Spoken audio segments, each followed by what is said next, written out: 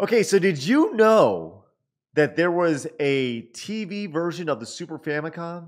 Yeah, I may have heard it somewhere along the lines, but our friend over at Gaming Historian had put together a video on it. And if you don't know, Gaming Historian Norman actually got a start on Screw Attack way back in the day. And we're going to watch a video, his latest video. I encourage you to go over and subscribe to his channel because he's closing in on 100,000 subscribers. If you don't know the Gaming Historian, what are you doing? He's a great guy. Make sure you say hi to Norman for me down in the comments and say hi to Norman in my comments down below. Let me know if you've ever heard of this thing as well. I'd greatly appreciate that. Let's check this thing out. It's the Sharp SF1, a Super Famicom TV by the Gaming Historian. Let's go. If you were a gamer living in Japan in late 1990, it was tough to get Nintendo's newest console, or the United States for that matter. I do remember that. 16-bit Super Famicom. Nintendo received 1.5 million pre-orders from wholesalers, but could only ship out 300,000 consoles on launch day. I just want to point out how awesome it is to have this old school footage and look how great it looks. And can we also just talk about how much better the Japanese controller looks with the multicolors than the United States version? I always loved the multicolored controller. So much so that I actually went and bought one in Japan because it's so freaking cool. God, retailers and consumers weren't happy, accusing Nintendo of creating a false shortage to drive up demand. But Nintendo denied the allegation and promised to increase its manufacturing capacity the following year. In the meantime, many people had to sit and wait. I would love to hear your story about the first time the Super Famicom or Super Nintendo became a reality in your life. Allow me to tell you mine. Melissa Wainscott, in 5th grade, I was in Mr. Chambers' class, and Melissa Wainscott was in my class, and she said, I got a Super Nintendo. I said, what? I didn't even know it was out, to be honest with you. I said, what? What is that? I don't believe you. I legitimately didn't believe her. So much so that I made her bring in an instruction booklet for Super Mario World to class. And you know what? Melissa Wainscott did it the next day. I couldn't believe it. It was top tier, amazing. But there was another way to get a hold of a Super Famicom, although it was an expensive option. He's got one. On December 5th, 1990, 2 weeks after the Super Famicom launched, electronics manufacturer Sharp released the 21G SF1. Is Norman flexing on everybody with this? Do you think he's like totally flexing by showing everybody that he's got this thing? I think it's like just like a subtle flex. Just like, check this bad boy out. I think it is. A 21-inch television with a Super Famicom built into it. It cost 133,000 yen, or around $1,000. Oh my God. For comparison, a Super Famicom cost 25,000 yen, or around $200. Sharp initially shipped out 10,000 SF1 units, but hoped to move 20,000 by the end of 1990, and they likely sold quite a few. One source in Famitsu magazine commented that, given that there are some people who want to get a Super Famicom before anyone else, they may buy this no matter the price. To put that in perspective, the $1,000, like adjusted for inflation, that's got to be like $2,000. Got to be double, right? From 1991 money, 1990 money. I mean, that's ridiculous. Ridiculous to think about. Can you imagine paying $2,000 for something today, even $1,500 for a TV today, let alone a TV and a game console? That is crazy. I legitimately, I bought a 70-inch TV not a month ago for $500. A 70, now it's not a great TV, but it's a TV and it shows things. But hey, 70 freaking inches for $500. What's up? In March of 1991, Sharp released a smaller 14-inch version, the 14G SF1. It retailed for 100,000 yen, or around $750. It's important to mention that the SF1 television wasn't a huge surprise. Sharp and Nintendo had a good business relationship and routinely worked together on products. Once again, subtle flex showing off these amazing accessories that he's collected over the years. Like, who has this stuff? Norman. For example, in the 1970s, Sharp provided the solar cells for Nintendo's beam gun toys. That's awesome. In the 1980s, Sharp supplied the electronics for Nintendo's Game & Watch handhelds. Once again, all subtle flexes, just subtly, hey, look at all this cool stuff I have. In 1983, Nintendo released their first cartridge-based video game console, the Famicom. In that same year, Sharp released the C1, a television with a built-in Famicom. There were both 14-inch and 19-inch models, and they sold reasonably well for Sharp. The company shipped 100,000 units. In 1986, Sharp released the Twin Famicom, a hybrid console that contained a Famicom and a Famicom disk system. Can we take a step back and think about what he just said? They sold 100,000 units, right? 100,000 units. You put that in perspective, like that doesn't sound like a lot. That's a lot of anything. Selling 100,000 of anything is a lot. 100,000 at what? Let's just say $500. What is that? $5 million? That's $5 million bucks. That's worth it. Worth it. Good God. When the Famicom made its way over to North America as the Nintendo Entertainment System, it exploded in popularity. Another flex, his light doesn't blink whenever you turn on the NES. Just saying, it's total flex. So, in 1989, Sharp released a 19-inch television with an NES built in, although it wasn't nearly as successful as its Famicom counterpart. I know I'm kind of going overboard with the flexing thing here, but Norman, what are you doing? Like, this is all just 3 minutes of Norman being like, hey, check this out. Popping his big old wiener on the table. So the fact that Sharp made a TV with a Super Famicom inside makes perfect sense. That I own. I have here the 21-inch version of the SF1. That I own. Was it worth all that extra money? Yes. Let's take a look. The Sharp SF1 came with 2 controllers and a remote. Ooh, it actually has Unfortunately, it on there. Cool. I do not have the remote. The controllers look and feel identical to a standard Super Famicom controller, That's pretty cool. but have unique SF1 branding. The cords are also longer. The SF1 controller cord is about 6 feet, while a Super Famicom controller cord is about 3 feet. Okay, that's legitimately one of my biggest complaints about the old school Super Famicom. The idea that it's being a 3-foot cord, like that's like from me to this camera right here. I mean, like legitimately, it's just like, how can you know, whatever, right?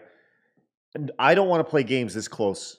No offense. I like you guys, but I don't want to play games this close to the TV because, you know, but we were dumb. We were kids. We were stupid, you know? Since there was no console to create distance between you and the TV, a longer cord on the controller was necessary. As far as design, this is a pretty standard looking television with a Super Famicom on top of it, almost like a little hat. On the front Almost like a little hat. What a great little line. Front are 2 controller ports. Next to those is a panel that contains a headphone jack and a few buttons. First, there is a channel memory configuration. I wish he would just been like, that I have no idea what they do. Next to that is an input selector. You can choose between the Super Famicom, cable television, or the composite inputs on the back of the TV. Interesting. There are also channel up and down buttons as well as volume up and down buttons. Finally, a power display and a power button are on the far right. Unfortunately, you cannot adjust video settings. Back up. I guess this is made by New Life People. That's going to be the name of my next company, New Life People, if it's not already taken in America. I love it. Display and a power button are on the far right. Unfortunately, you cannot adjust video settings like brightness directly on the television. Instead, you need the remote, which I don't have. The remote actually had a few cool features. You could reset your game directly from it. It also had a video setting called Game Position, which instantly switched to the ideal brightness level for video games. On the back of the TV are composite inputs and VHF or UHF cable hookups. On top of the TV is the Super Famicom. There's a power switch, a reset button, the cartridge slot, and a cartridge eject button. Behind this is a sliding dust cover containing 2 ports, the extension port and a multi-out port. These were 2 interesting additions to the SF1. Sharp's previous Famicom TV, the C1, was criticized because it wasn't compatible with the Famicom disk system. This is, I said early on this live stream that if you're watching this video on YouTube, you need to go follow me over on twitch.tv/DutterandCraig when I live stream this. But I said Norm's content is really good. Like Gaming Historian, he's outstanding. I love Norm's content. If you were to look at early on, I thought that Gaming Historian was more or less it was like reading a Wikipedia, but none of that information that he's talking about is on Wikipedia. Norm does such a good job of researching his content. It's outstanding. So for the SF1, Sharp decided to future-proof their television by including an extension port and a multi-out port. Let's start with the multi-out port. This works just like the one on the Super Famicom or Super Nintendo console. You can output the audio and video to another source. It supports composite, S-video, and RGB. Unfortunately, the video does not work on my multi-out port, but you get the idea. Playing something like Super Mario Kart with another player on 2 televisions would be pretty cool. Wait, so you could send your... Did I understand that right? You could send the signal out to another TV? That is fascinating. What crazy technology. Then there's the extension port. This one is a little bit of a mystery. On a standard Super Famicom and Super Nintendo, the 28-pin extension port is on the bottom of the console. Nintendo added this port for potential accessories in the future. But on the Sharp SF1, the 28-pin extension port is smaller and has a different form factor. It resembles the image-in port on Sharp's X68000 compact computer. Most likely, Sharp changed the port because of the design of the television. The extension port on the Super Famicom was on the bottom because the console would mount on top of any peripheral.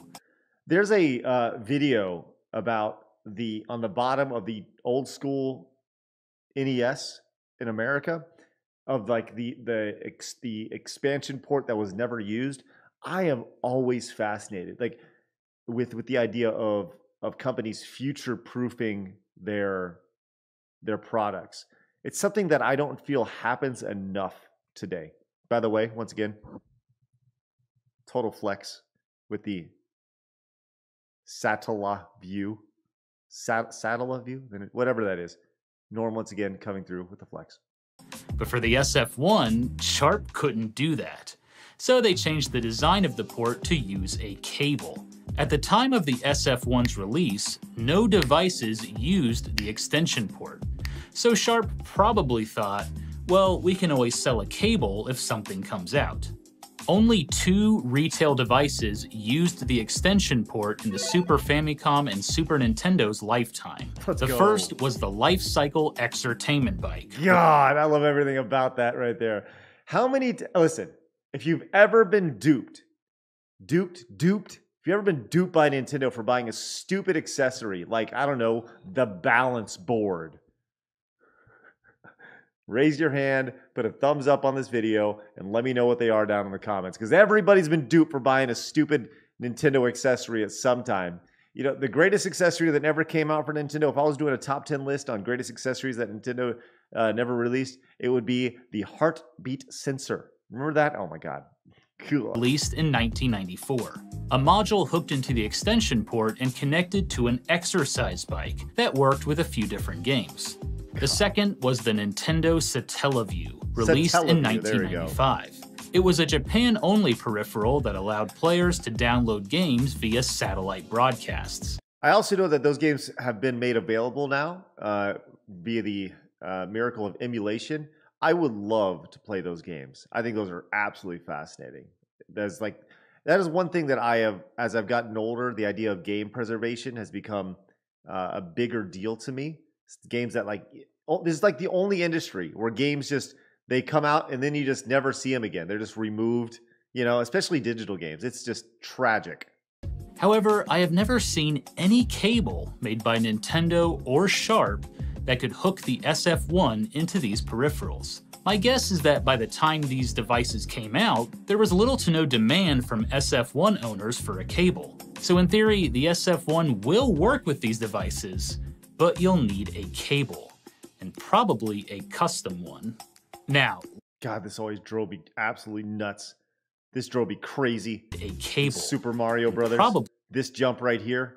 He doesn't do a big jump off. He goes right into this turtle. Oh my gosh, just this drove you crazy. Let me know. A custom. Oh, it drives me crazy. Now, let's get to the games. Super Famicom cartridges load into the top of the TV in the cartridge slot. The Sharp SF1 is also compatible with Super Nintendo games. However, just like the Super Famicom, the cartridge slot's design prevents you from inserting the game. You'll need to modify the slot or use an adapter to play your Super Nintendo games. But the bigger question is... That's hilarious. Just look at how clunky this thing is. Well, I got this awesome thing, and I'm just going to plug this in, and it's like it's in the process of trying to crawl out of the TV. Your Super Nintendo games. But the bigger question is, how do the games look? Here it comes. Here comes the jump. Video quality is spectacular. Inside the SF1, the Super Famicom hooks into the television via S-Video. This looks better than the standard composite hookup, but not as good as an RGB connection. Either way, it's a beautiful picture, and the camera does not do it justice. The SF1 plays any game the Super Famicom can, including special cartridges like the Super Game Boy. Cool. The biggest disappointment is the audio. The Sharp SF1 has mono sound that comes from one speaker on the left side of the TV. Oh. Yikes. Got it. That's like a deal breaker right there. God, and if you think of the Super Nintendo, how great the soundtracks were. Can you imagine listening to Castlevania just over here? Like, that would suck so bad. I know that I'm not doing that, whatever. But you know what I'm saying? Like, God, that's... And even the headphone jack is also mono. Oh, that's the worst.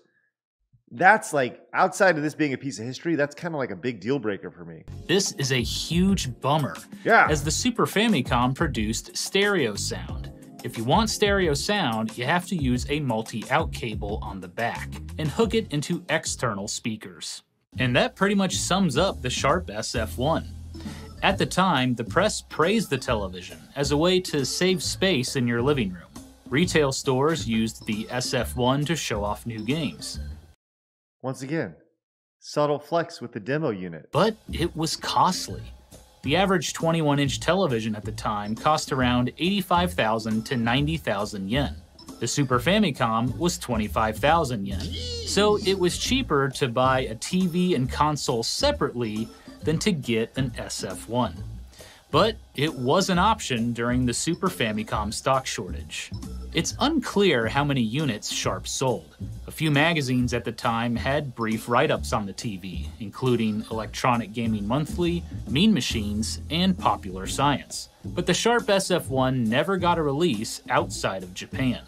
Oddly, I find this TV a lot when looking at pictures and videos for research. Here's a photo of Japanese pop star Aiko with an SF1. And here's a video of a retail store showing off Sonic the Hedgehog 2 on, ironically, a Sharp SF1. Wow, that's awesome. That's so funny. That is so good. So I guess it's hooked up. That's outstanding. I love it. Today, the Sharp SF1 is more of a collector's piece than anything else. It's not the ideal way to play the Super Famicom, but it is a neat little piece of video game history. God, that jump. That's all for this episode of The Gaming Historian. Thanks for watching. You got it, Norm. Wow, what a great piece of history and great piece of content from Norm right there. I encourage everybody to go subscribe to the Gaming History channel, a Gaming Historian channel, after you subscribe to my channel as we watch other good stuff. Just kind of further back on this, we were talking about buying these. I pulled these up on eBay because I wanted to check this out. This is a previous version of it, but you can see right here, this sold for $1,200. So this actually costs less than what it was originally sold for, which was like $2,000, back in the day. So, or was it $1,000? No, it was $1,000. So, or $2,000 American. Either way, it was a lot of money. Still is a lot of money for a totally obsolete technology, but that's the way it goes with collecting. I guess you can buy one of these right now for $1,500 and $650 shipping, because it's like shipping just big old pile of bricks. Anyways, so there you go. You can buy it yourself. Go buy it right now. Looks like it has all. It looks like it's been beat up pretty good. But hey, go buy yourself an old TV for the Sharp SF1. Thanks for watching, guys. Appreciate you guys tuning in. Make sure you guys subscribe to the channel. Hit the thumbs up button if you like this type of content where you're going to watch a lot of YouTube with me, because that's what I like to do.